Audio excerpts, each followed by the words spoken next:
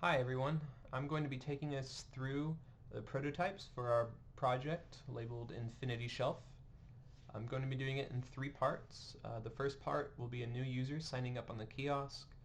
The second part will be the e-reader itself and renting a book. And then the third part will go back to the kiosk for the return process and flow. So without further ado, let's go. This screen right here is kind of the idle screen on the kiosk itself. This is what will be showing when nobody's around, but once somebody approaches, it will go to this screen. This is going to have the steps, a little bit of information on how to use the kiosk. Step 1, Step 2, and Step 3. So if whoever's looking is still interested, all they'll have to do is tap the screen to get started. Alright, so here's the initial welcome page. We're going to assume that we are a brand new person signing up, so we were going to hit the sign up button. It's going to come up with some info prompts. We're going to fill this out. Today we are Ryan Durango. Verify that all looks good. We're going to hit continue, and it's going to dispense a library card, and this library card is unique to our account. Once we see that and it all looks good, we're going to hit continue. It's going to verify and make us make sure that we received the card. We did, so we're going to hit yes. Alright, and we're moving on. It's going to get us ready to receive the e-reader. So now the e-reader will dispense. It's going to remind us to keep some of the materials that it comes with, just in case we need to return or exchange the device. Looks good. Once again, it's going to verify that we received the e-reader. We did, so we're going to hit yes, and then it's going to go to a thank you page. This will let us know that you don't need to just stay around the kiosk and use it. You can take it home or at a park or to a coffee shop and really use it wherever there's Wi-Fi. Once you receive it, it is yours. Alright, and let's move on to the e-reader. Alright. So this is the e-reader. We're going to turn it on, wait for it to boot up, and once it does that, it should take us to the library card number page. We want to fill in the library card number, hit continue, and it'll take us to the home page where it'll have our name and our personal number associated with the account.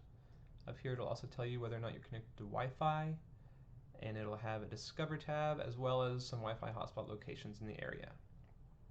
But we don't have a book yet, so we want to add one. We're going to hit Browse, where it takes us to the Discover page.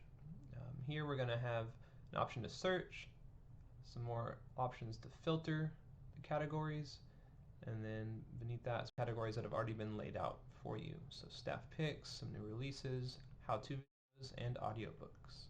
So let's just choose one of these. I'm going to go to staff picks. Here's our curated list of books. They all look good, but today we are in the mood for Trevor Noah. So that looks good.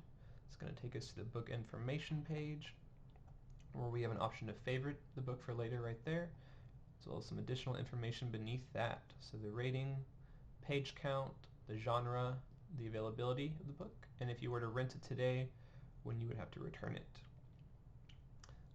Beneath that, we also have a description of the book and any local reviews. And once you've read the book, we also have the ability to write a review. But we have not read the book yet, so we want to hit download. And after we do that, it takes us to the bookshelf page.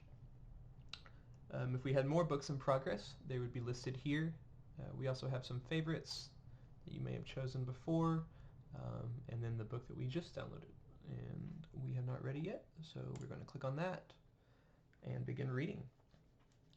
This is what the page, just the normal book page, would look like. Pretty simple.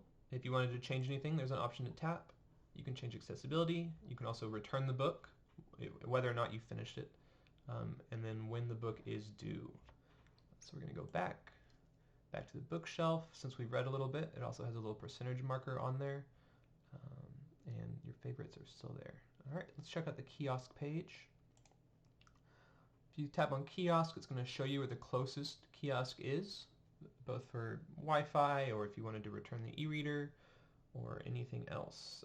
Beneath that, we also have a book club section for the local community and the times and dates of when they would meet. And this keeps the community engaged both with each other, with books, and with our company.